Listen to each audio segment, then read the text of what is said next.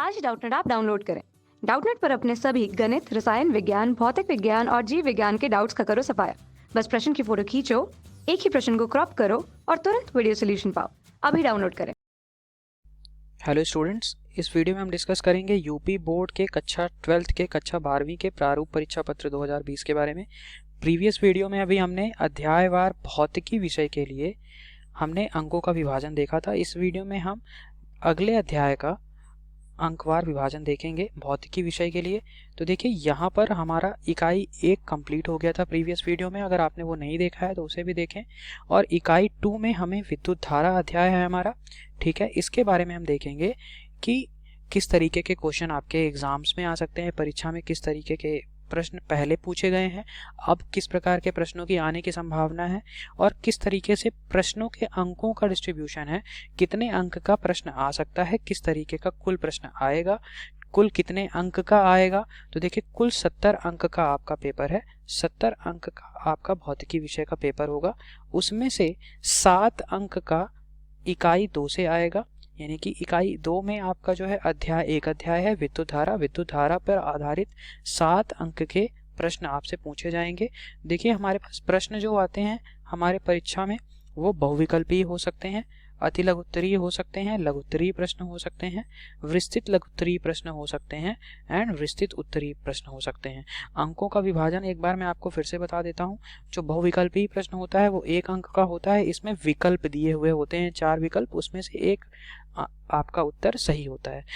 अति लघुत्तरीय प्रश्न जो होता है इसमें कुछ शब्दों में आपको परिभाषा जैसे आपको लिखने के लिए आएगा, कुछ आपको, अगर हम जैसे इस चैप्टर की बात करें, इस अध्याय के बारे की बात करें, तो विद्युत धारा क्या होती है, अपवाह वेग क्या होता है, इस तरीके की छोटी डेफिनेशंस आ सकती हैं, ठीक है। ये भी 1 अंक का प्रश्न होता है। इसके अलावा लघुत्तरीय प्रश्न जो होता है ये 2 अंक का होता है, विस्तृत लघुत्तरीय प्रश्न 3 अंक का होता है, विस्तृत उत्तरीय प्रश्न 5 अंक का होता है।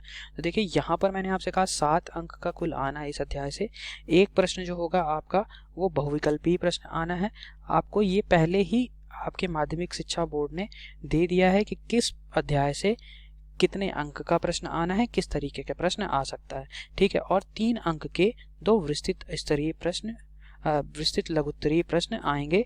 तो कुल 2 प्रश्न आएंगे, 3 अंक के 3 अंक के, तो 6 अंक ये हो गया, और 1 अंक आपका बहुविकल्पी वाला, यानी कि कुल 7 अंक का प्रश्न आएगा। देखिए, अब यहाँ पर हम देख लेते हैं कि कौन कौन से हमारे टॉपिक्स हैं जिनको हमें कवर करना है और किस तरीके से किस टॉपिक से क्वेश्चंस पूछे जा सकते हैं, क्योंकि 7 अंक का ही आना है, बहुविकल्पीय प्रश्न विकल्पीय प्रश्न 1 आना है। तो देखिए, जैसे विद्युत धारा हो गया, विद्युत धारा का मात्रक क्या होता है, इस तरीके का आपका बहुविकल्पीय प्रश्न बन सकता है। ड्रिफ्ट वेलोसिटी, अपवाह वेग क्या होता है, धात्विक चालक में विद्युत आवेशों का प्रवेश के बारे में कुछ क्वेश्चन आ सकता है, 1 अंक का प्रश्न। इसके अलावा ओम का नियम क्या होता है, इस पे बेस्ड आपको क्वेश्चन पूछ सकता है विकल्पी में, ठीक है। इस तरीके के प्रश्न आपसे पूछ सकता है, या तो आपसे प्रतिरोधों के श्रेणी क्रम से कुछ, या फिर समांतर क्रम से रिलेटेड कुछ क्वेश्चन आ सकता है, ठीक है। अब विस्तृत लघुत्तरीय प्रश्न जो कि 3 अंक के आने हैं, उसके बारे में हम देख लेते हैं। तो देखिए, यहाँ पर जो क्वेश्चन आपका बन सकता है, सबसे पहला हमारा यहाँ पर आपको जो मैंने बताया अपवाह वेग, इस पे संबंधित ये क्वेश्चन आ सकता है 3 अंक के लिए, ठीक है। इसके अलावा आपको विद्युत प्रतिरोध V1 अभिलक्षण, रेखिक एवं अरेखिक विद्युत ऊर्जा और शक्ति पर आधारित प्रश्न आ सकता है। वैद्युत प्रतिरोधकता क्या होती है, इस पर आधारित 1 अंक का ही प्रश्न आ सकता है, ठीक है।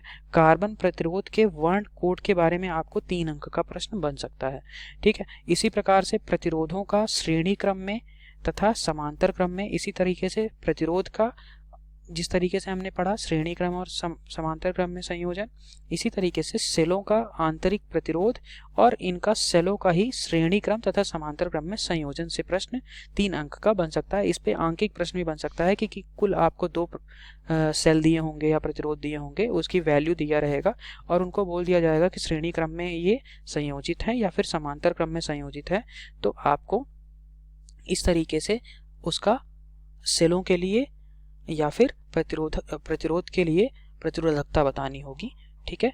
इसी प्रकार से आपने व्हीट स्टोन ब्रिज आपने पढ़ा होगा, व्हीट स्टोन सेतु, ये बहुत ही इंपॉर्टेंट क्वेश्चन है, इससे भी 3 नंबर का आपका एक प्रश्न बन सकता है। इसके अलावा हमने विभव मापी का सिद्धांत और विभवांतर, इन चीज़ों पर आपको प्रीवियस ईयर आप क्वेश्चन पेपर देखेंगे तो इस पर आधारित भी आपको एक क्वेश्चन थ्योरेटिकल या फिर एक न्यूमेरिकल छोटा सा क्वेश्चन विद्युत वाहक बल निकालने के लिए आ सकता है। तो आपको मैं सजेस्ट करूंगा कि प्रीवियस ईयर का पेपर आप एक बार ज़रूर देखें और उस पर आए हुए क्वेश्चन आप एक बार हल कर लें ताकि आप परीक्षा में अधिक से अंक अर्जित कर सकें। और बहुविकल्पीय प्रश्न के लिए मैं आपसे कहूँगा कि जो छोटे छोटे टॉपिक होते हैं जैसे परिभाषा हो गई, इसके अलावा आपके मात्रक हो गए, मात्रक के अलावा आपकी विमाएँ हो गई, इस तरीके के ही प्रश्न इस अध्याय से बन सकते हैं। तो अगर आपने इसके पहले वाले अध्याय के लिए नहीं देखा है वीडियो तो उसको भी आप देखें ताकि आपको परीक्षा में जिस प्रकार के प्रश्न आने हैं जिस अध्याय से और जिस टॉपिक से आने हैं आप उस पर फोकस करके आप अधिक से अधिक अंक अर्जित कर सकें और गलतियां आपकी ना हो। इसके लिए आप एनसीईआरटी के भी कुछ क्वेश्चंस को आप यूज़ कर सकते हैं। एनसीईआरटी के लिए आपको बहुविकल्पीय प्रश्न देखने के लिए आप देख सकते हैं, उससे भी आपको काफ़ी मदद मिल जाएगी। Thank you very much. कक्षा 6वीं से 12वीं से लेकर नीट, IIT, JEE वो एडवांस के लेवल तक 1 करोड़ से ज़्यादा छात्रों का भरोसा। आज ही डाउनलोड करें डाउटनेट ऐप या व्हाट्सएप करें अपने सारे डाउट्स 8400 400 400 पर।